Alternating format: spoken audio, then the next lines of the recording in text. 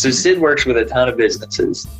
Really good. He works with them very intentionally. He takes his time with each one, and he gets to see in depth with the companies. Welcome to the Landscape Cafe, brought to you with support from Fort Myers Garden Service, maintaining and protecting business and residential landscapes. Visit FortMyersGardenService.com or call 239-990-7494. Good morning, Sid. How are you? I'm terrific, Bailey. Great to see you. Absolutely. Good to see you as well. I know you're here in Florida hiding out from all that cold weather. That must be a beautiful escape. So right now, Sid is in Zephyr Hills, Florida, and that is at one of the campsites. He's been traveling around right now in his travel trailer with his wife and a couple of his dogs. And his kids have since grown up, moved out of the house. And right now he's a little bit of a transition stage. He sold his house and then he bought a nursery. But Sid is mostly known in my world as a business consultant. He has helped many businesses, but at my business alone, for the last about 5 years, we have worked with him almost on a weekly basis. So having conversations, meeting in person, doing Zoom meetings. Sid has been phenomenal in the transition of our business from baby stages to starting to mature and starting to just progress. Sid's a phenomenal business coach. He does a lot with garden centers, but also with design and installation companies.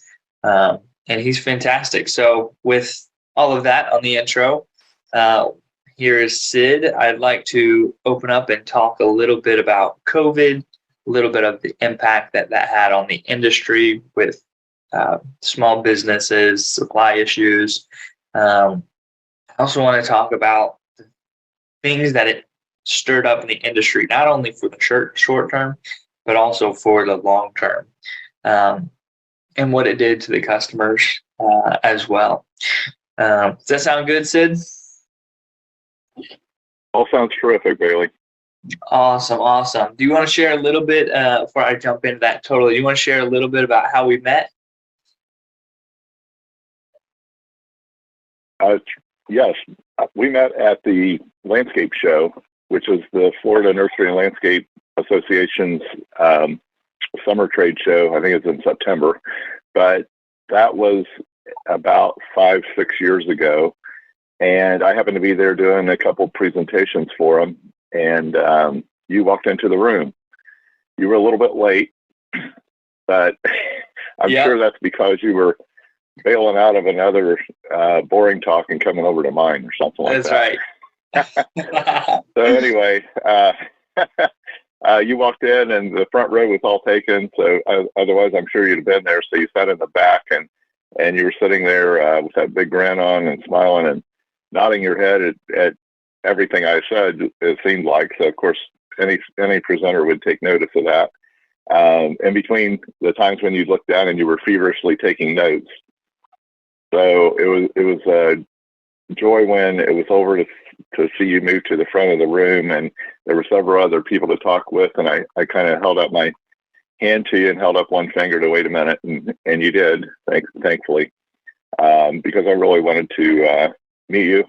I could tell you were a special person and wanted to have that opportunity to get to know who you were.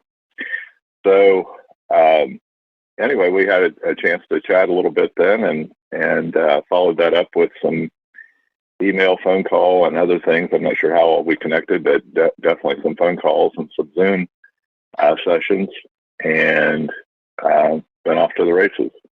Absolutely. Yeah, no, that's awesome. That was such a cool, I was going to that event so hungry, just ready to learn, ready to take the next steps.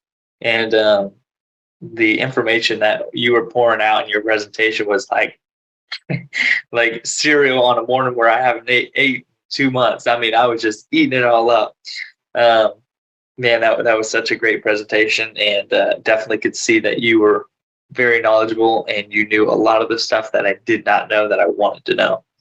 And so that was fantastic. Yeah, you told me you'd written about 8 pages of notes, and And I think I had about 4 pages of notes that I was working from. So that was fantastic.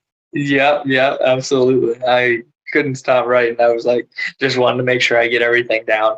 And then I learned that presenters will send you most of the times PDF or copies of the presentation, which is funny. But it was great getting to write it down firsthand and just running it through my brain again, learning it. So, no, that's awesome. I definitely enjoyed that moment, and what a cool start to our long-term relationship, and you've definitely impacted our business a ton, and we're super grateful. So again, it's been a privilege. Thank you. I appreciate it. So Sid works with a ton of businesses. Really good. He works with them very intentionally. He takes his time with each one, and he gets to see in depth with the companies. Sid is, in my book, in my opinion, a very trusted advisor because he can benchmark between other companies, kind of see what other companies are doing and see what other people are struggling with and help them kind of leverage maybe ideas that other people are doing. He just gets a very broad, in-depth view on the industry, if you will. And so he saw what a lot of companies were struggling with during COVID. He understood what was going on in different markets throughout the country because he doesn't just work in one area. He will travel. He will come to you. So Sid, I got a few questions for you regarding, COVID. The first one is, what was the overall effect on the landscape services industry when COVID actually became reality?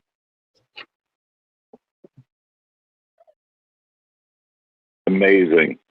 If I had to boil it down to one word, the word is amazing.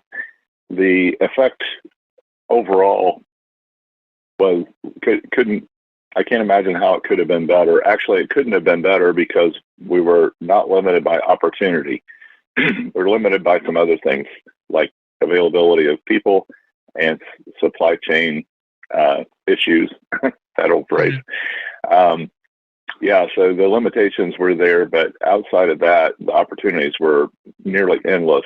It seemed like as people were compelled to stay home, they got tired of being inside the house and looking out the windows and went out and walked around their yard at least and saw things that they wanted to improve upon. And, part of that was improving on their mental health from being tied up with COVID to improving the physical property, which, was part of the thing. So it was just an amazing opportunity. Absolutely. A lot of people at home, whether they're in the office looking outside the window, kind of like I am, or sitting on their back porch. Huge difference from looking at the office, because when it's at your house, you have the responsibility and the, I guess you would say, drive to do something different in your yard. What happened to property values? Did those go up or go down during that time? Well, in almost every market that everyone I can think of, property values went up, and in most of them it went up fairly dramatically. So anywhere from 20 to 50% over a year to 2 years was pretty standard. Over the 3-year period of 2020, 21, and 22, in some cases, property values, extreme cases doubled, but overall, everybody had a lift of 20 to 50%. So that was tremendous, and it had a lot of impact on the available income in a market, because as people bought a home at a higher price, that drives up the prices of the other homes. So it creates a rippling effect. And then when they qualify for a mortgage, they're qualifying for a bigger mortgage moving into the same neighborhood. So when they qualify for a bigger mortgage in that neighborhood, that means they are also qualified to spend more discretionary income on other things. And landscape care benefited from that as well. Wow, that's crazy. amount of just fluctuation we've seen in the market has been just crazy. A lot of houses here have done that, doubled that extreme case where they go 100% of what they were. It's been crazy. I know a lot of people that cashed out and then now are renting or whatever, just gone through some crazy things. I have an example. This gentleman built his house for about $800,000, beautiful 2-story house close to the water. And a couple of years later, after he was living in it, he loved it, but it went up to $1.8 million. And so he sold, cashed out, and moved next to my mom, actually, and he rents there. He owns a landscape company, funny enough. But yeah, interesting, very crazy story of what happened to the market. And I feel like I saw that too. A lot of people were just spending more than usual. I was very interested by that. It was pretty crazy. What do you think caused the boom in interest? Was it just because people had more money, or people were home more, wanted to connect with family? What do you feel like the biggest cause of the boom was? Those were some of the causes, but the main idea, I believe, is I call it the COVID effect, was that there was sort of a perfect storm of trends among consumers that met with this sudden change of their psyche. So as they came into that, if we remember back some things that were going on, I'll start with global warming. So global warming, it's kind of been a topic of conversation for a long time, like 20 years already. Right. And, it started as, as a pretty controversial thing, believers and deniers. And over time, it became known as climate change, which was seemed to be a less objectionable title to it. And, something that nobody really argued with, because climate does change. So it was a fact at that point. But that has been a part of life for us for a long time. We've become accustomed to it and have taken on some beliefs as far as what that means.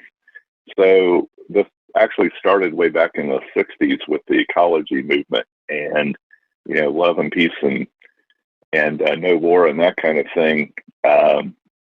Carried over into it. People were interested in organics because of, the news on Agent Orange and other bad chemical things, all the way back from those days.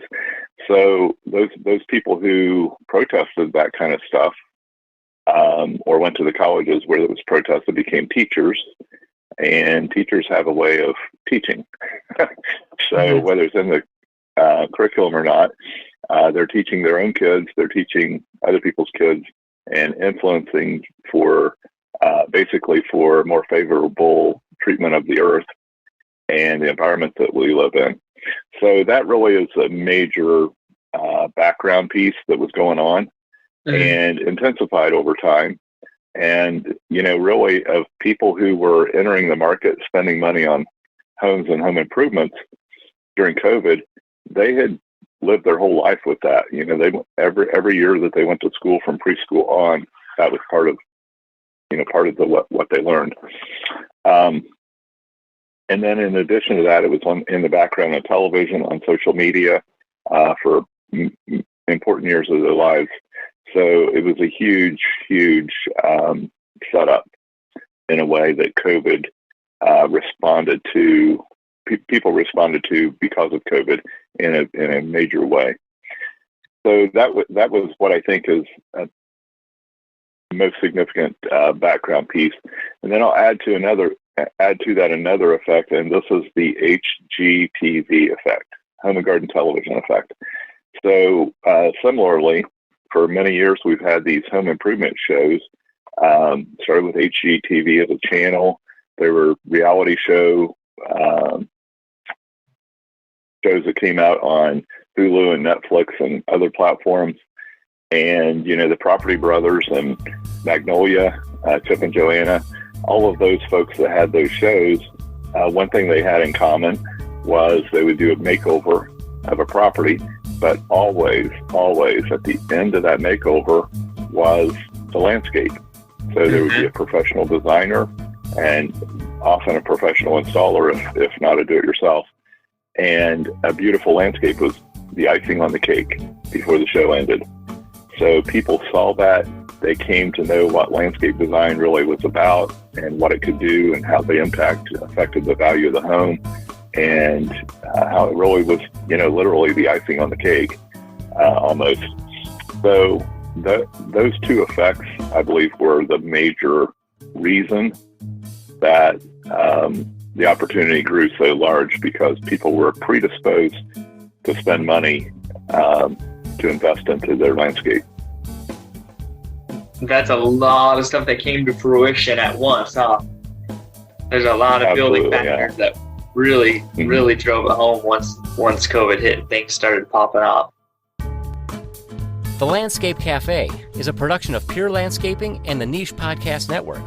Learn more about Bailey, Katie, and the team by visiting purelandscaping.com. You can find us anywhere you listen to podcasts. And don't forget, the best place to rate or follow the show is at thelandscapecafe.com. Thank you for listening in. Stay tuned for the next part in this conversation.